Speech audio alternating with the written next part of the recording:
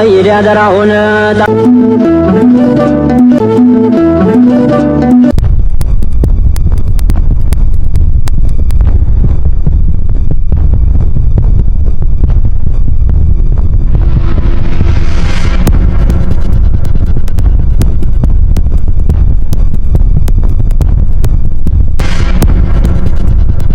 ታፍሩበታላችሁ። ባይዘ መሐመድን በጣም ነው የምትሸማቀቁበት። we know that መሐመድ የሚያሸማቅቃችሁ አሁን ላይ ቲክቶኩን እያደረግነው ያለነው ምንድነው?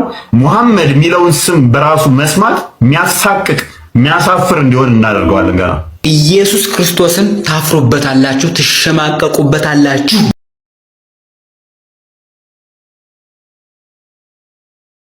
ታፍሩበታላችሁ። ባይዘ መሐመድን በጣም ነው የምትሸማቀቁበት። we know that መሐመድ የሚያሸማቅቃችሁ አሁን ላይ ቲክቶኩን እያደረግነው ያለነው ምንድነው? መሐመድ የሚለውን ስም በራሱ መስማት የሚያሳቅቅ የሚያሳፍር እንዲሆን እናደርገዋለን። ገና ዛሬ ሙሐመድ ነገ ሙሐመድ አሁን ሙሐመድ ኋላ ሙሐመድ ማሸ ሙሐመድ ነገ ሙሐመድ። ሰላም እንዴት ናችሁ? ሰሞኑን በቲክቶክ ከጠፋን በኋላ እነኚህን ቪዲዮዎች ወይም መሐመድን ታፍሩበታላችሁ የሚለውን ንግግሬን ትሬንድ አድርገውት በጣም በርካቶች ቪዲዮ እየሰሩብኝ ነው። እውነት ነው፣ ታፍሩበታላችሁ፣ ትሸማቀቁበታላችሁ። ስለምታፍሩበትም ነው ደጋግመን ውይይት ጥሪ ያቀርበንላችሁ የሸሻችሁት። በክርስቶስ አምላክነት ላይ ለዘመናት ውይይት ተደርጓል። በመጽሐፍ ቅዱስ ላይ ለዘመናት ውይይት ተደርጓል። እስቲ አንድ ውይይት በነብያችሁ ላይ ይደረግ ተብላችሁ ኡስታዞቻችሁ አናደርግም ያሉት ፈርተው ነው። ዩቲ አይነው አንቺ ምንም ስለማታቂ ነው ይሄንን ኬዝ ይመስለኛል ቪዲዮ የሰራሹ። ሚያውቁት ግን ነብያችሁ እንደሚያሸማቅቅ እንደሚያሳፍር፣ አስተምሮቱ ልምምዱ እያንዳንዱ የሚያሸማቅቅ ነው አይደለም የሚል ካለ ይሄው አሁንም ኦፕን ቻሌንጅ አደርጋለሁ። በተለይም ኡስታዝ ካሊድ የሰራኸው ቪዲዮን ተመልክቼዋለሁኝ፣ ያስተላለፍከውን ጥሪም አይቼዋለሁኝ። ከውይይት ጋር በተያያዘ ቲክቶክ ላይ ለሚሰራው የተናገርካቸውን ሰምቼዋለሁ። ሰው ሼር አድርገውልኝ ነበረ ዘመዶችህ። ስለዚህ ለምን ውይይት ጥሪውን አንተ አትቀበልም? የውይይት ጥሪውን ነብያችሁ እውነት ሮል ሞዴል ይሆናልን? አንተ የምታወራው እንዳለ መጽሐፍ ቁርአንህ ላይ የሌለ ሐዲስ ላይ የሌለ ለሰዎች እንዲስማማ አድርገህ የምንነግረው ነገር ውሸት እንደሆነ ያውቃለሁ። ለማያውቁ ቁርአን ላይ ያለ ነብይህ እንደዛ አስተማረ ስለሚመስላቸው ልሸውት ትችላለህ። እንደዛ በማድረግ ነው ህዝቡን የያዛችሁት በመከላከል እንደዛ ነገር ስለሆነ እኛ የምንናገረው እውነት መሆኑን እኛ ስለምና ኮንፊደንስ ኖሮን ያው ጥሪ እናቀርባለን። ደፍራችሁ ግን አመጡ። ኡስታዝ ካሊድ ድጋሚ ጥሪ ያቀርብልሃለሁ። መወያየት እንችላለን። እሱ ማይመጣ ከሆነ ደግሞ ሌሎች ኤኒ ኡስታዝ ኤኒ ሼክ ነብያችንን አናፍርበትም እንወያያለን ለሚል በሬ ክፍት ነው። በኮስት ዲቤት ማድረግ እንችላለን። ምናልባት በየቀኑ ሚስቱን እንደሚያሰልማት ሙስሊሞችን እንደሚያሰልመው ኡስታዝ ቤቴ መጣችሁ ጠይቁኝ ምናምን ማይል ኡስታዝ መጥቶ ከኔ ጋር በኮንፊደንስ ለሚወያይ ካለ በኮስት አም ሬዲ። ዩቲ እንደውም ላንቺ ሌላ አድቫንቴጅ ልስጥሽ። ቤትሽን ክፈቺ፣ የፈለግሽውን ኡስታዝ ጥሪ። አንቺ ቤት መጥቼ መወያየት እችላለሁ። አንቺ ቤት መጥቼ አንቺን ለማዳን ስል አንቺንና አንቺን ዙሪያ ያሉትን ለማዳን ስል ሙስሊም መሆንሽን በአቅም አንቺ ቤት መጥቼ ግን እወያያለሁ። አንቺ ቤት መጥቼ የፈለግሽውን ኡስታዝ አንቺ በአንቺ ቤት ውስጥ አንቺ እየተቆጣጠርሽ እወያያለሁ። አንድ ኡስታዝ አይደለም ገስቱ የሚችለው 9 ሰው ነው አይደል? 8 ኡስታዞችን ደርድረሽ ብቻዬን ሆኜ እኔ መጥቼ እወያያለሁ። አንቺ ቤት ውስጥ ብቻዬን መጥቼ መሐመድ ለሰዎች አርያ ምሳሌ ይሆናልን መወያየት እችላለሁ። መሐመድ ብቻውን መቆም አይችልም የሚሉ ከሆነ አብዝተው ቅዱስ ጳውሎስን ስለሚወቅሱትና ሐሰተኛ ነው ብለው ስለሚሉ ቅዱስ ጳውሎስን መደረብ እንችላለን። ሐዋርያው ቅዱስ ጳውሎስ ወይንስ ሙሐመድ ነው ለሰዎች አርያ ምሳሌ የሚሆን? ማንኛው ነው አሸማቃቂ ያስተምሩን ያስተማረው ልምምድ ቆሻሻ ልምምድ ያለው ማንኛው ነው? መወያየት እንችላለን። ዩቲ 100% እርግጠኛ ሆኜ እነግርሻለሁ፣ አንዱ ኡስታዝ አይቀበልም። ይሄ ምልክት ይሆንሻል ተስልምና ለመውጣት ለአንቺ ብቻ ሳይሆን በአንቺ ዙሪያ ላሉ ይሄን መልእክት አስቀምጣለሁ። ምን አንዱ ኡስታዝ በነብዩ ላይ ደፍሮ አይወያይም። አንዱ ኡስታዝ አይወያይም። ነብዩ ለሰዎች አርያ ምሳሌ ይሆናል ወይ ብሎ ብቻውን አቁሞ መወያየት የሚችል የለም። ጳውሎስን ደርቤለት የሚወያይ የለም። አምሹር ያፍሩበታል፣ ምክንያቱም ይሸማቀቁበታል። ዛሬ ማታ ከምሽቱ 3 ሰዓት ላይ እንገናኝ። በየቀኑ ሙስሊሞችን እንደማስለም ክርስቲያኖች ፊት መጥቶ መወያየት ወኔ ይጠይቃል። ለሰውየው ለግለሰቡ መልእክት የምናስተላልፈው ከዚህ ድርጊት ተቆጠብ፣ በስህተት አድርገህ ከሆንክ ይቅርታ ጠይቅ፣ ወደ ፈጣሪክ ተመለስ እንለዋለን። ሁለተኛ እሱ እምቢ ብሎ ይህንን ይቅርታ ካልጠየቀ ህግ ያለበት ሀገር ስለሆነ ህግ አክባሪው አካል የመንግስት አካል ይህንን ነገር ተከታትሎ ለህግ እንዲያቀርብልን።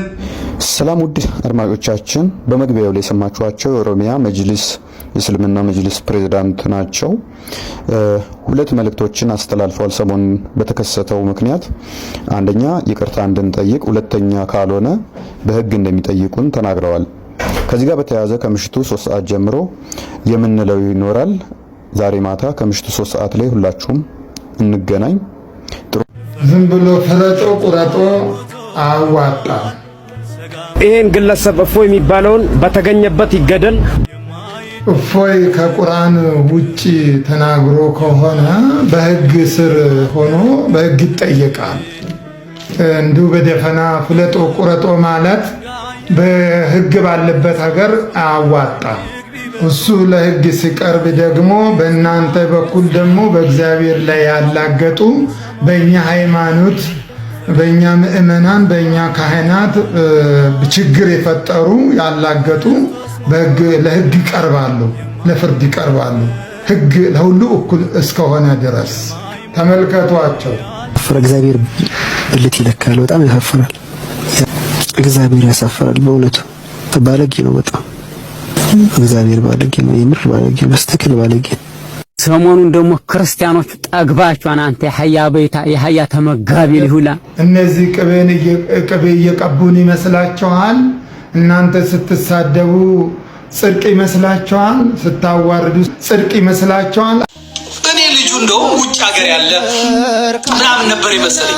እዛው ኢትዮጵያ ተቀምጦ እዛው አዲስ አበባ ሆኖ እዛው ናዝሬት ሆኖ እዛው ጅማ ሆኖ እዛው ሆኖ ሲፈልጉ በኦሮምኛ ሲፈልጉ በአማርኛ መልስ መመለስ የሚችል ልጅ ሆኖ ነው ያገኘው።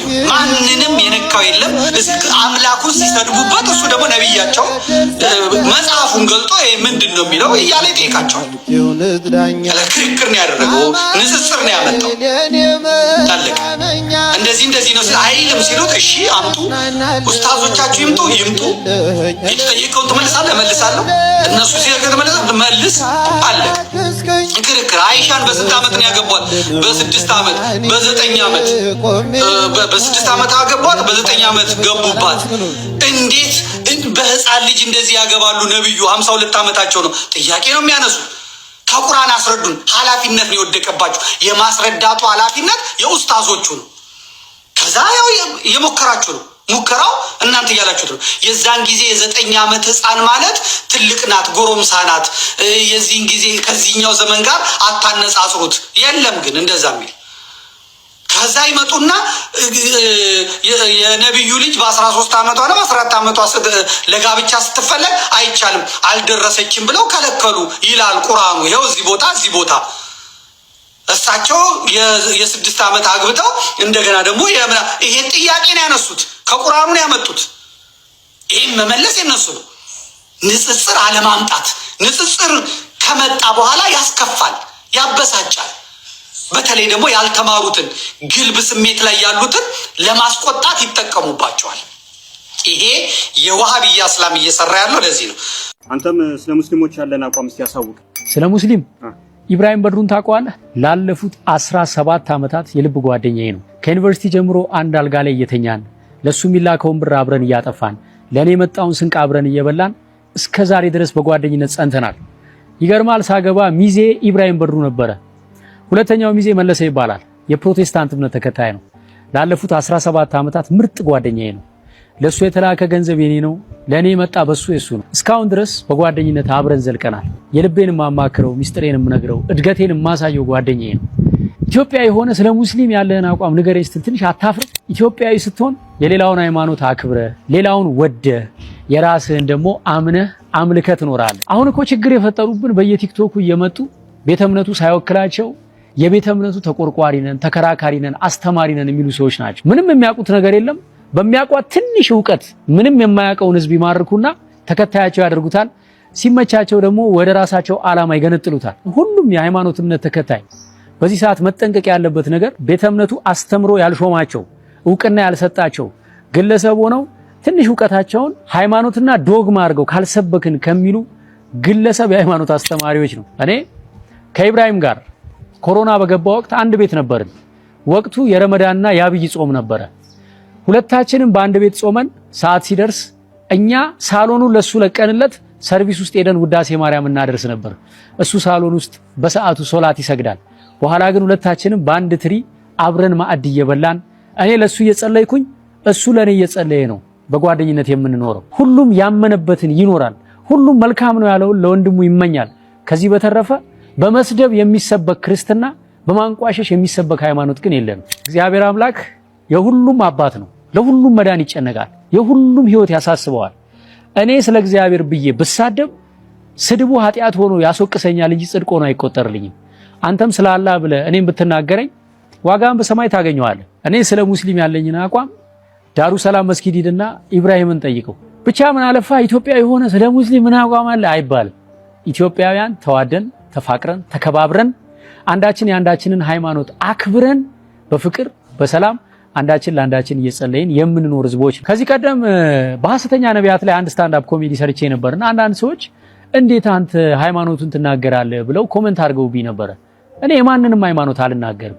በወቅቱም በሃይማኖት ስም ራሳቸውን ሸፍነው ሃይማኖቱን የማይወክሉ የፕሮቴስታንት ቤተክርስቲያን ዕውቅናም ክብርም ያልሰጠቻቸው ነገር ግን የግል ጥቅማቸውን የሚያራምዱ ብዙዎችን እየጎዱ ያሉ ግለሰቦችን ለመቃወም ነበር ኮሜዲውን የሰራሁት። ብዙዎች ተረድተውኛል። ጥቂቶች ደግሞ ሳይረዱኝ ቀርተው የፕሮቴስታንት ሃይማኖትን የምጠላ መስሏቸው ነበር።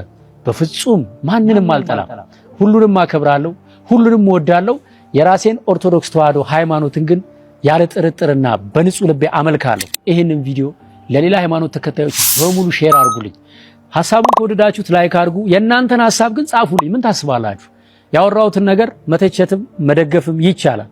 ነገር ግን ሌሎችን በማዋረድ የምትከብር ኦርቶዶክሳዊ ሃይማኖት እንደሌለችን ዓለም ያው። እሸቱን አትንኩብኝ አትበለኝ፣ ቤተ ክርስቲያንን አትንኩብኝ በለኝ።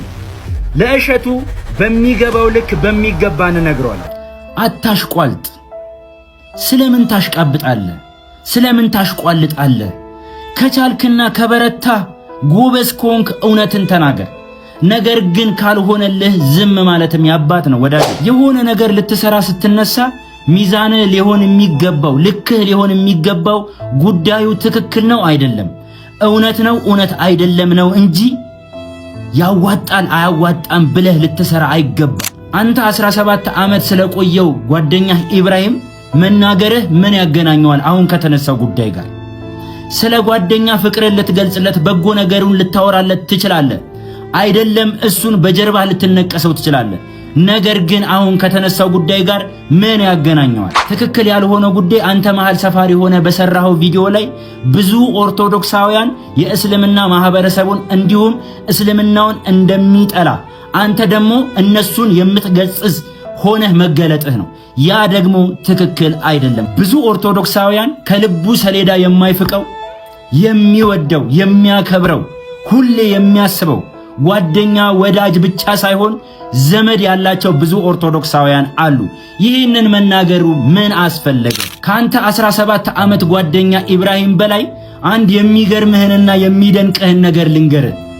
ከዛሬ 3 እና 4 ዓመት በፊት በስልጤ ምስራቅ አዘርነት በርበሬ ወረዳ በቂልጦ ቅድስት ማርያም ገዳም ቤተክርስቲያን ውስጥ ሆነን ጥቂት ጽንፈኛ ኃይሎች በዛ ልክ ሲደበድቡን ያም አልበቃ ብሏቸው ለእርድ ሲያዘጋጁን በትምህርት ቤት ውስጥ አስገብተው በትምህርት ቤት አጥር ላይ ዘለው እየገቡ ባዚሊን እያያዙ የተጎዳው አካላቶቻችንን እያሹን አይዞህ አላህ አለላችሁ የሚሉን ሙስሊሞች አሉ። እንዴት ያ ይካዳል? እንዴት እነሱ ይጠላሉ? ያ ብቻ አይደለም። እኔ ታስሬ በወይኒ ቤት ውስጥ ሆኜ ሙስሊም እናቶቼ፣ ሙስሊም ጓደኞቼ፣ ሙስሊም አባቶቼ እየመጡ አይዞህ የሚሉኝ የሚያጽናኑኝ የእስልምና እምነት ተከታዮች ነበሩ። እንዴት ያንን እንክዳለን? እንዴት ያንን እንፍቃለን? ይህ ብቻ አይደለም። ለድግስ ሲጠሩኝ ለኔ ተጨንቀው የክርስቲያን ምግብ አዘጋጅተው እኔ ለነሱ ተጨንቄ የሙስሊም ምግብ አዘጋጅተን የኖርን ህዝቦች ነን። ለኛ ይሄንን አትንገረን። ጉዳዩ ግን እፎይ አጥፍቷል ተብሎ ከታሰበ እፎይን በህግ መጠየቅ መብት ሆኖ ሳለ እፎይን ማሳደድ፣ እፎይን ማሳቀቅ፣ እፎይን ለመግደል አዋጅ ማውጣት እኔም እፎይ ነኝ። ይህ ደግሞ ጥላቻ አይደለም። ማንም ሰው በሃይማኖቴ ከመጣብኝ ባናቱ አንተንም ጭምር ማለት። ሌላው እጅግ የገረመኝ አነጋገርህ ይህ አነጋገር ነው። እንስማታ እንዴ። አሁን እኮ ችግር የፈጠሩብን በየቲክቶኩ እየመጡ ቤተ እምነቱ ሳይወክላቸው የቤተ እምነቱ ተቆርቋሪ ነን፣ ተከራካሪ ነን፣ አስተማሪ ነን የሚሉ ሰዎች ናቸው። ዘመኑን ዋጁት ያለው መጽሐፍ ቅዱስ ነው። ዘመኑን ዋጅተው ልጅነትን ለሰጠቻቸው ቅድስት ቤተ ክርስቲያን ጊዜያቸውን ሰጥተው በቲክቶክ መንደር ብዙ ነፍሳትን ቢመልሱ ምኑ ላይ ነው ክፋቱ? አንተ የምታቀርባቸው እነዛ ብላቴና ህፃናት በዛ ልክ ዶንት ዩቲዩብ ላይ ወንጌልን ሲዘሩ ከማን ፈቃድ ወስደው ነው? ማንን አስፈቅደው ነው? አንተ ማታደርገውን ነገር ሰዎች እንዲያደርጉት መምከርም መናገርም አለብህ ብዬ አላምንም። ትንሽ ዕውቀት ምንም አንተ የናካት ትንሿ ዕውቀት እግዚአብሔር ጸጋና ሞገስን ሰጥቷት በጣም ብዙ ሺህ ህዝብ በቲክቶክ መንደር ድኗል። ይህ ደግሞ እውነት ነው። በተረፈ ሰው ጆሮንና ልቡን ሲሰጥህ ትልቅ ነገር ነውና ትቢተኛ አትሁን፣ ሰከን በል። ትምክተኛ አትሁን፣ ረጋ በል። ሰላም ሰላም ሰላም፣ እንዴት ናችሁ? አማን ነው? ክብሩ ይስፋ ክብሩ ይስፋ የእናትና የልጁ። ሰሞኑን በተፈጠረው በኦርቶዶክስ በፕሮቴስታንት እንዲሁም በፕሮቴስታንት በኦርቶዶክስ በሙስሊም የተፈጠረውን ነገር ለመቋጨት አንድ ነገር ልበል። ብዙ ጊዜ መታዘብና መፍትሄ ይዞ መምጣትን የመሰለ ነገር የለምና አንድ ነገር ልበላችሁ። ሁልጊዜ ክርክራችሁ ተመልካቾቻችሁ እንኳን ማስተዋል ያቃተው ነገር የሚያደርጉን ነገር አለ። በጣም ከሚያስቀኝ ነገር ከኦርቶዶክስ ወይም ከፕሮቴስታንት ከሙስሊም አንድ ነገር ልናገር። ሙስሊም ነብዩ መሐመድ ነብያችን ነው ብለው ነው የሚያምኑት። ኦርቶዶክስና ፕሮቴስታንት ደግሞ ኢየሱስ ክርስቶስ ጌታችን ነው ብለው ነው የሚያምኑት። ጌታችን መድኃኒታችን ብለው ነው። ክርክሩ ግን በሚያስቅ ሁኔታ በሁለቱም በኩል ነብዩ መሐመድን ኦርቶዶክስና ጴንጤ ምን እንዳደረጉ እንደ መልአክ አርገው እንዳዩ አርገው ነው የሚያዩት። ምን እንደሆነ ልክ አምላክ እንደሆነ አይተው። ነብዩ መሐመድ መወዳደር ያለባቸው ከነብዮች ጋር ነው። እንዲሁም ሙስሊሞች በሚያስቅ ሁኔታ ነብዩ መሐመድን ኮምፔር የሚያደርጉ ከኢየሱስ ክርስቶስ ጋር ነው። ነቢያትን ከነቢያት እንኳን ኮምፔር ለማድረግ ኦርቶዶክሱም ጴንጤውም ሙስሊሙም ተወዛግቧል።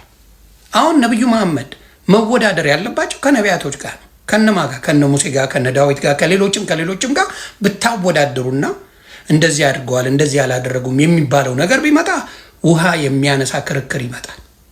አሁንም ሙስሊሞች የሚያደርጉት ነብዩ መሐመድን ከክርስቶስ ጋር ኮምፔር እያደረጉ ፌል ያደርጋሉ። እንዲሁም ደግሞ ኦርቶዶክስና ፕሮቴስታንት ክርስቶስን ከነብዩ መሐመድ ጋር ኮምፔር እያደረጉ ፌል ያደርጋሉ። ስለዚህ የሚነጻጸረውን እንኳን በማያውቁ ከዛ በኋላ እንደ ከብት የሚነዳ ተከታይ ያላቸው ባዶ ይገባሉ። the biggest problem is that ኦርቶዶክስና ጴንጤ ደግሞ የሚከራከርበትን ልንገራችሁ። ኦርቶዶክስና ጴንጤ የሚነጋገረው ልክ ኦርቶዶክስ ተዋህዶ ቅድስት ድንግል ማርያምን አመልካለሁ ያለ አስመስለው ነው የሚያደርጉት። ቅድስት ድንግል ማርያምን ኦርቶዶክስ ተዋህዶ አመልካለሁ ብላለች ብለው ነው የሚያስቡት። በሳቅ የሚገል ነገር ብላ አታውቅም። የሚመስላቸው ክርክራቸው በሙሉ ፕሮቴስታንቶች ከኦርቶዶክስ ጋር ቅድስት ድንግል ማርያምን አምላክ አድርገዋል ብለው ነው የሚከራከሩት። በመሰረተ ክርስቶስ ላይ ፕሮቴስታንት ራሳቸው መስክረዋል። በሚስጥረ ሥላሴ ላይ በመሰረተ ክርስቶስ ላይ አንድም ኦርቶዶክስን የሚያህል የሚያብራራ በፕሮቴስታንት የለም። አንድ ነው የምለው ለመሐላ የላቸው። ክርክሩን ግን አያቸው አይደል? ሰውን ኮንፊውዝድ ያደርጉታል። ነብዩ መሐመድን ከነቢያቶች ጋር ማወዳደር ሲገባ ከክርስቶስ ጋር እንዲወዳደር ያደርጉታል። የሌቦች ስራ፣ የማጭበርበር ስራ በሙስሊምም በኦርቶዶክስም በፕሮቴስታንትም አሉ። በመሰረተ ክርስቶስ ላይ የሚከራከር አንድ ፕሮቴስታንት ሊመጣ አይችልም። አያችሁ? this is the biggest problem። እና ህዝቡን የሚያቀውሱት የሚወዳደረውን እንኳን ባላንስ እያደረጉ አይደለም። ክርስቶስን ከቅድስት ድንግል ማርያም ጋር ነብይ የሆነውን ነብዩ መሐመድን ከክርስቶስ ጋር ከአምላክ ጋር ያደርጉ ኮምፔር ያደርጉና ህዝቡን ምን ያደርጉታል? ያፋጩታል። ህዝቡን ያጋድሉታል። ህዝቡን ያባሉታል። ይሄ ነው ትልቁ ችግር። ስለዚህ ነብዩ መሐመድ ጦርነት አድርጓል ካልከኝ ሙሴ ጦርነት አድርጓል፣ ዳዊት ጦርነት አድርጓል፣ ሳምሶን ጦርነት አድርጓል፣ እያንዳንዱ ጦርነት አድርጓል በነቢያቶች። ስለዚህ በእነሱ ነብያቸው ለነሱ በነቢይ ከሄድክ ትክክለኛ ነው። በእነሱ ከሄድክ በክርስቶስ ደረጃ አይደለም። እነሱም ደግሞ በሳቅ የሚገሉ ሲከራከሩ ከኢየሱስ ጋር ነው ጸባቸው ከኢየሱስ ጋር አድርገው ኢየሱስን ከነብዩ መሐመድ ጋር ኮምፔር ይደረጋል። መደረግ አይቻልም። ለምን ኮምፔር እንደማይደረግ መናገር የምቻለው በሙስሊም ራሱ ክርስቶስ በእናንተ ራሱ ሰባተኛው ሰማይ ላይ ነው ያለው። ኢየሱስ ክርስቶስ ሰባተኛው ሰማይ ላይ ነው ያለው። መጥቶ ከ33 ዓመቱ በ70 ዓመቱ ይሞታል ብላችሁ የምታምኑት እምነት ነው። ስለዚህ ኮምፔር ለማድረግ ራሱ የሚከብድ ነው። ክርስቶስ ነቢያትን ከነቢያት ኮምፔር አድርጉ፣ አምላክን ከአምላክ ጋር ኮምፔር አድርጉ። ይሄ ነው መደረግ ያለበት። በሁለቱም በሙስሊም በፕሮቴስታንትም በኦርቶዶክስም መሆን ያለበት ክርክር ነቢያትን ከነቢያት ጋር አምላክን ከአምላክ ጋር መሆን ሲሆን የዛኔ ነገሮች ይፈታሉ ብዬ አስባለሁ። ስለዚህ ይሄ ክርክራቸው አሁንም ልክ ነቢዩ መሐመድ ሲባሉ ነቢያቶችን አምጡ፣ ክርስቶስ ሲባል ፕሮቴስታንትና ኦርቶዶክስ በመሰረተ ክርስቶስ በሚስጥረ ክርስቶስ እንዲሁም ደግሞ በሚስጥረ ስላሴ ኑ ከኦርቶዶክስ ጋር ተከራከሩ። አትችሉ። ቅድስት ድንግል ማርያም አምላክ አይደለችም ብለንም ኦርቶዶክስ አምነው አያውቅም። ስለዚህ ይህንን ነገር እንድታስተውሉ ነው።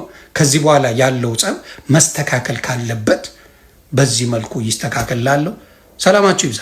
መልካም ጊዜ። ሰሞኑን የተፈጠረው ውዥብታ በጣም አሳዛኝ ነው። ሁሉም ንጽጽር ልስራ እያለ እየተባላ ነው።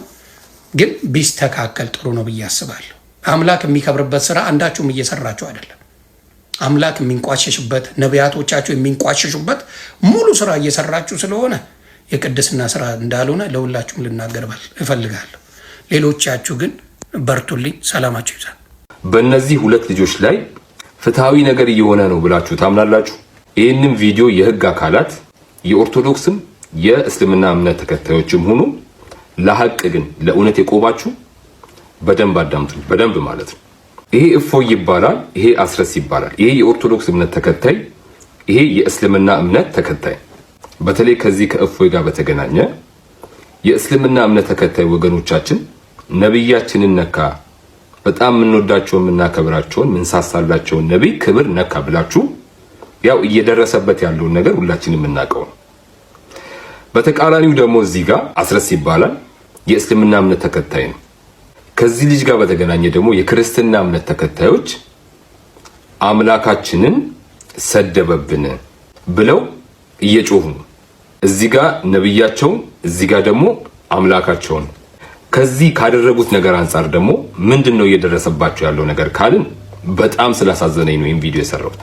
የእፎይን በተመለከተ ህግ ጉዳዩን እንደያዘ ከሀገር እንዳይወጣ እንደታገደ በእስልምና እምነት ተከታዮች እንኳ እፎይን ለጠቆመ ያለበትን ላሳየ እስከ 400,000 ብር ሽልማት እንዳለው እየታወጀ ነው። ምን አድርጎ? የእስልምና እምነት ተከታዮችን ነብይ ክብር ነካ ተብሎ። ይሄ ደግሞ በጣም የሚገርመው በሰላም እየኖረ ነው። ምን አድርጎ? የክርስትና እምነት ተከታዮችን በቢሊዮን የሚቆጠሩ የክርስትና እምነት ተከታዮች በቢሊዮን ያልኩት ኢየሱስ ክርስቶስ በአምላክነት የሁሉ ገዢ ፈጣሪ ተብሎ የሚመለከው በኦርቶዶክስ ተዋሕዶ እምነት ብቻ ስላልሆነ ነው። በፕሮቴስታንት እምነት፣ በካቶሊክ እምነት አምላክ ተብሎ የሚመለክ በእነዚህ 3 ቤተ እምነቶች ውስጥ ባሉት የእምነት ተከታዮች በቢሊዮን የሚቆጠሩ የእምነት ተከታዮች አምላክ ተብሎ የሚመለክ የማይደራደሩበት አምላካቸው ነው። ይህንን አምላክ እንዲህ ብሎ ሰደበ። በደንብ አዳምጡ። ኢየሱስ ክርስቶስ እብድ እንደነበረ መጽሐፍ ቅዱስ በዮሐንስ ወንጌል ምዕራፍ 11 ላይ በግልጽ ቋንቋ ይናገራል ማለት ነው። እንዲህ በማለት በአእምሮም ታወከ ተብሎ ለኢየሱስ ክርስቶስ ተነግሯል። በአእምሮ መታወክ ማለት አበደ ወይም እብድ ነው ማለት ነው። ስለዚህ ኢየሱስ ክርስቶስ እብድ ነበር ማለት ነው። በጣም ነው የሚቀፈው። እና የህግ አካላት እፎይን የእስልምና እምነት ተከታዮችን ነብይ ክብር ነክታል ብላችሁ ከሀገር እንዳይወጣ አግዳችሁ ክትትል እያደረጋችሁበት ያላችሁ የህግ አካላት እዚህ ጋር ያለውንስ አስረስ የሚባለውን የእስልምና እምነት ተከታይ በአንድ ቤተ እምነት ብቻ ሳይሆን በሶስት ቤተ እምነቶች በአምላክነት ደረጃ የሚመለክን ፈጣሪ እንደዚህ የሰደበውን ለምን ዝም አላችሁ ነው እኔ ጥያቄ። ነብይን የሰደበውን እያሳደዳችሁ አምላክን የሰደበውን ለምን ዝም አላችሁ ነው። ለንጽጽር እንኳን ቢቀርብ እፎይ ሰደበ ወይንም አንቋሸሸ የተባለው የነሱን ነብይ ነው። ይሄ ግን አምላካችንን ነው የተሳደበው። ህግ የሚቆመው ለእውነት እስከሆነ ድረስ ለይቶ የሚያሳድድበት ምንም ምክንያት የለም። ስለዚህ ይህንን ጉዳይ ፌር እንድታረጉልን እንጠይቃለን። ምናልባት ይህ ጥያቄ ከኔ አንደበት ይውጣ እንጂ የመላው የክርስትና እምነት ተከታዮች ጥያቄ እንደሆነ ህግ እንዲያቅልን እንፈልጋለን። እስከ መጨረሻው አንፋተውም። እስከ መጨረሻው ይህንን ቪዲዮ ሼር እና ሪፖስት አድርጋችሁ አድርሱልኝ። አመሰግናለሁ። ሶስተኛ መልእክቴ ለምናከብራቸው የክርስቲያን ወገኖቻችን እስልምና በመረጃ የተዋበ ጠንካራ መሰረት ያለው ሃይማኖት በመከባበር በመወያየት ዲኑን ዲስከስ ማድረግ እንችላለን። እስልምና ጋር ቀርቦ ጃል ሰጠ የለም።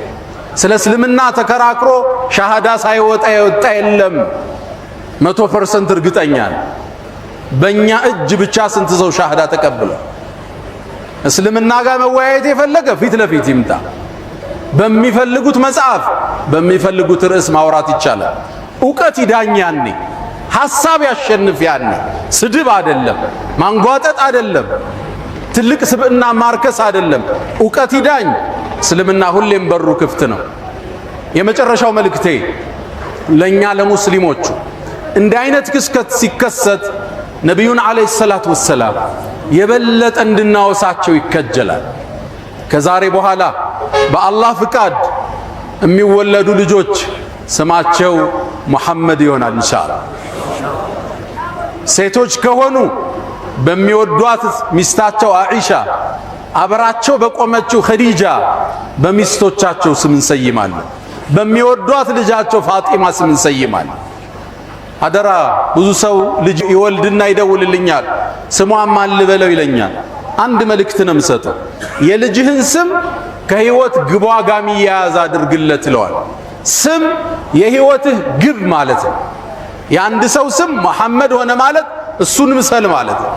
የአንድ ሰው ስም ዑመር ሆነ ማለት ዑመርን ምሰል እያልክ ነው ልጅህ የምታሳድግ። ሴት ልጅህን አኢሻን ምሰይ ማለት ነው።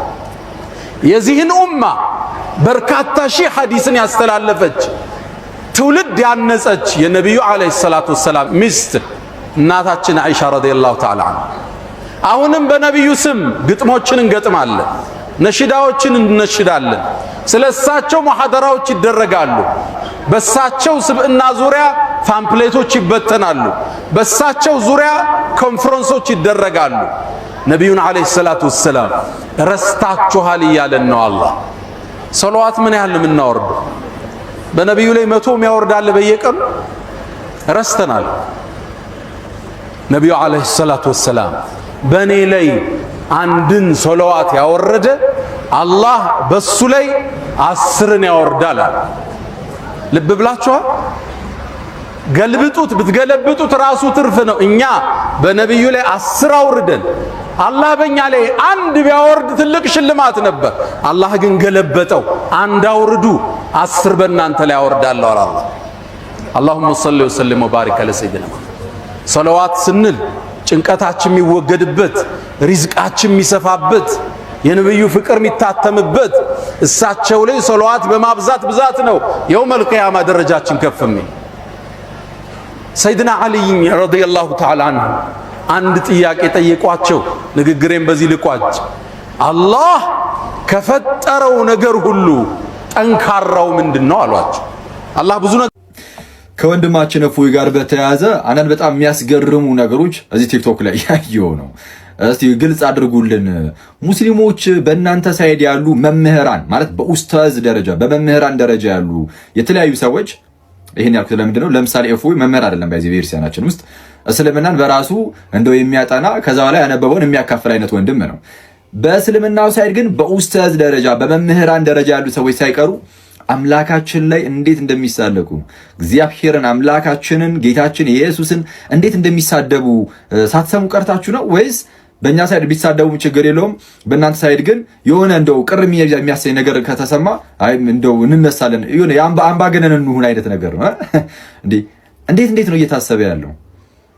ልክ ለእንደዚህ አይነት ነገር እኮ ለመቆም ልክ ስትነሱ መጀመሪያ እናንተው ቤት ያሉ ልጆችን በመቆንጠጥ መምህራንም ቢሆኑ ኡስታዞችን ቢሆኑ በመከልከል በዛ ነው ባይዜ ሊጀምር የሚገባው። ለምን ይሄንን ያልኩት የተወሰነ ቪዲዮችን አሳያችኋለሁ አብረን የምናይ ይሆናል። ወደዛ ቀጥታ ከመግባቴ በፊት ግን አስቀድሜ አንድ ነገር ልናገር። በክርስትና ውስጥ ያሉ እንደዚህ ዲስከሽኖች ወይም እንደዚህ ውይይቶች ምናምን ከማንም ጋር እናድርገው ከእስልምና ጋር የሚሆን ከሌሎችም ጋር ይሁን በፍቅር መሆን አለበት፣ በየዋህነት መሆን አለበት፣ በፍርሃት መሆን አለበት የሚለው የኔ ብቻ ሳይሆን የክርስትና ፕሪንሲፕል ነው። በቃ ከዚህ ፕሪንሲፕል መውጣት አንችልም፣ ግልጽ ነው። ይሄ ፕሪንሲፕላችን ነው። ስሜታዊ የሆነን ብንወጣ ራሱ ቃሉ ይጎትተናል። ማለት ቅዱስ ጴጥሮስ በመጀመሪያ መልእክቱ ምዕራፍ 3 ቁጥር 15 ላይ የተናገረው ነገር አለ። ዳሩ ግን ጌታን እርሱም ክርስቶስን በልባችሁ ቀድሱት ይልና በእናንተ ስላለው ተስፋ ለሚጠይቋችሁ ሁሉ ለመመለስ ዘወትር የተዘጋጃችሁ ሆኑ ይልና ነገር ግን በየዋህነትና በፍርሃት ይሁን ይላል። በየዋህነትና በፍርሃት ይሁን ዘወትር ለመመለስ ዝግጁ መሆን አለባችሁ። ግን በየዋህነት በፍርሃት መሆን አለበት። ሰውን አይደለም እግዚአብሔርን በመፍራት ዝቅ በማለት በትህትና በዚህ ሁሉ ውስጥ ነፍሳትን ለክርስቶስ ለመማረክ ማለት ነው። አንዳንዴ ስሜታዊ ሆነን ከዚህ ፕሪንሲፕል ወጣ ስንል ይሄው ቃሉ ግን ጎትቶ ደግሞ ወደዛው ሊመልሰን ይገባል። ስለዚህ ለዚህ ፕሪንሲፕል ተገዢ መሆን አለብን። ይሄ በቃ በኢርሳናችን ውስጥ የሁላችንም አቋም ነው። ስለዚህ በፍርሃት በየዋህነት በፍቅር በዛ ውስጥ ምንድነው ከኔ ተማሩ እኔ በልቤ ትሁት ነኝ ላለው ጌታ ነፍሳትን እንማርካለን ማለት ነው። እንደዛ አለበለዚያ ነፍሳትን መማረክ አንችልም። መጫጫ ብቻ ነው የሚሆንብን። ይህ እንዳለ ሆኖ ግን ለምሳሌ ሙስሊም መምህራን ወይም ኡስታዞች አምላካችንን በምን ደረጃ እንደሚሳደቡ እስቲ እንስማቸውና እንመለስ። ኦሆላና ኦሆሊባ ሸርሙጦች ናቸው። እግዚአብሔር አግብቷቸዋል፣ ልጆች ወልዶባቸዋል። መልሱን አምጣ። ዝሙት ነው አይደለም? ይሄ አስወጣው። ይሄንን ባለጌ ዝሙት ነው አይደለም? አንተ ባለጌ ደደብ የመጨረሻ ውሻና አንተ እኮ እኔ ልክ ነግሬሃለሁ ቴሌግራም ላይ ተመልከት። እዚህ ጋር እግዚአብሔር ዲስቨርጅ አድርጓት ይችን ህፃን ልጅ ደም በደም አድርጓት። እግዚአብሔር ዲስቨርጅ አድርጓት ይችን ህፃን ልጅ ደም በደም አድርጓት ምን እንደሰራ ይሄንን በወንጀል በእርግጥ ይሄንን የሚወነጅል የሆነ የፍትሐ ብሔር ህግ አለመኖሩ ነው እንጂ ይሄ ወንጀል ነው፣ ያስከስሳል። እግዚአብሔር ዝሙተኛ ነው፣ ዝሙት አሰርተዋል። እግዚአብሔር ዝሙተኛ ነው፣ ዝሙት አሰርተዋል። የእግዚአብሔርን ብልትና ጡት የሆነ ጋር መተውሰድ በሉት ያሳፍራል። እግዚአብሔር ብልት ይለካል። በጣም ያሳፍራል። እግዚአብሔር ያሳፍራል በእውነቱ። ባለጌ ነው በጣም። አምላክ ጌ ነበረ፣ ወንድ ለወንድ የሚሳሳም አየሁ። ይሄን አምላክ ይታያል አየህ፣ ይሄን ሽማግሌ አየህ፣ ይሄን ሽማግሌ ከዚህ ሰው ግን በክርስትና ዓለም እግዚአብሔር ስለጠጣና ስለሰከረ ስለሰከረ ብቻ ጀግና ይባላል።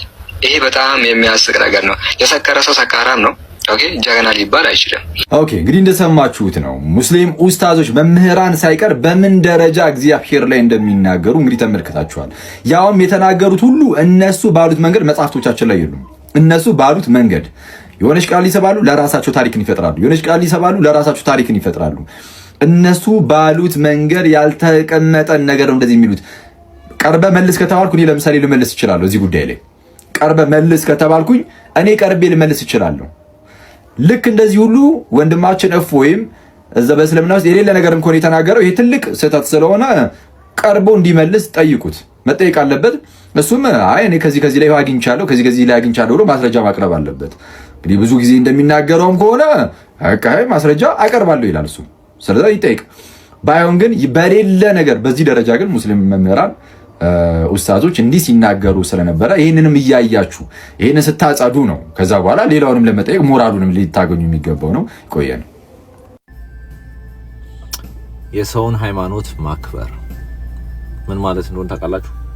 acknowledging their practice tradition እና other ከሱ ጋር ሪሌትድ የሆኑ ነገሮች without any mockery ምናምን ነገር በቃ ሪስፔክትፉሊ የሚያደርጉትን ነገር በፍቅር ምንም ከኛ ጋር እንትን የሚል ነገር ስለሌለው ማለት ነው።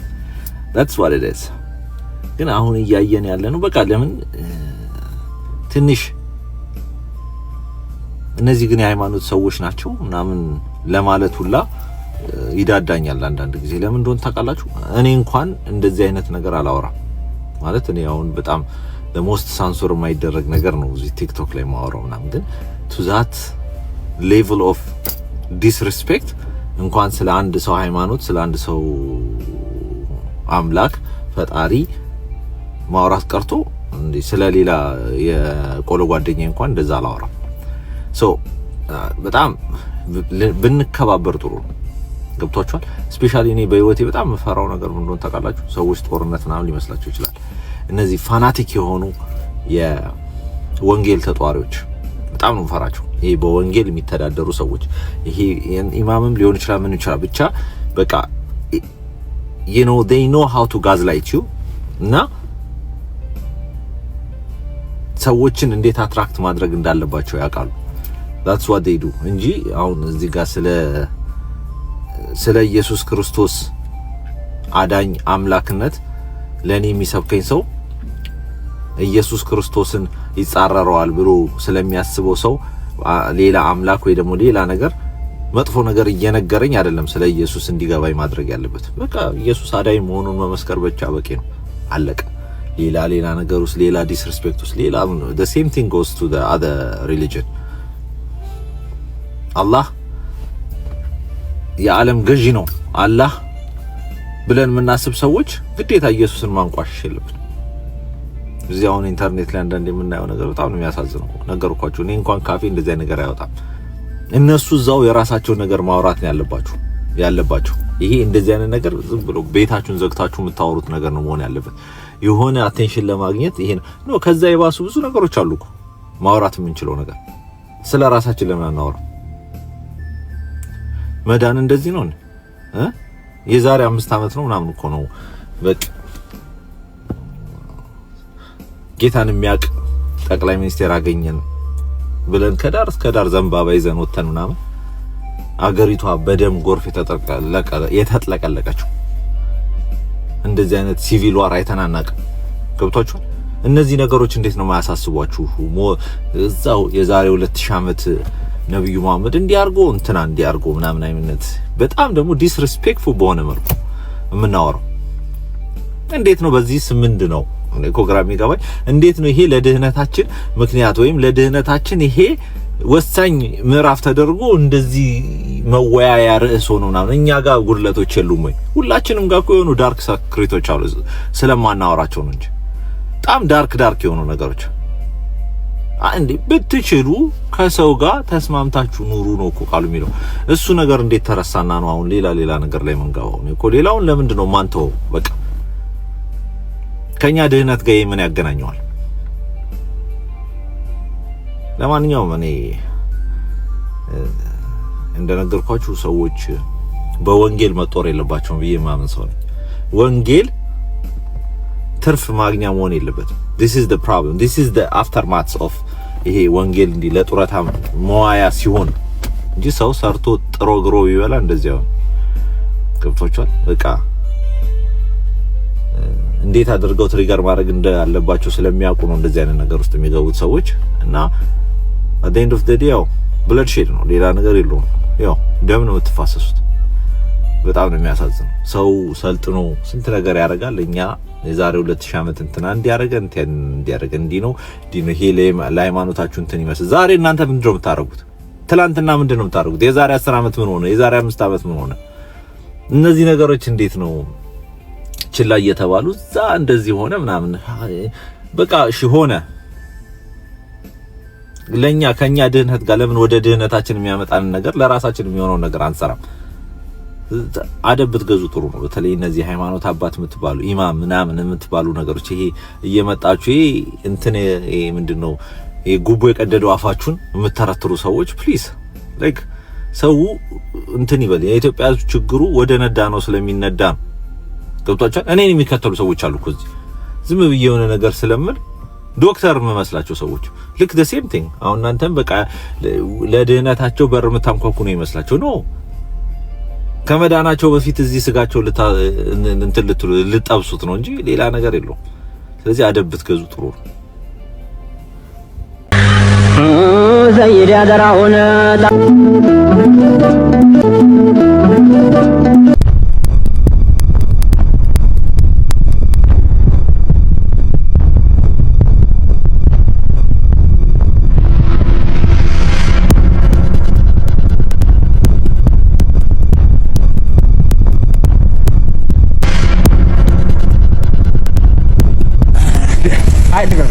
እውነት ሙግን ታደርገው እውነት የለም ልቀቀው። አንተ ጾመኛ አይደለ እንዴ? አንተም እኮ እየጾምክ ነው።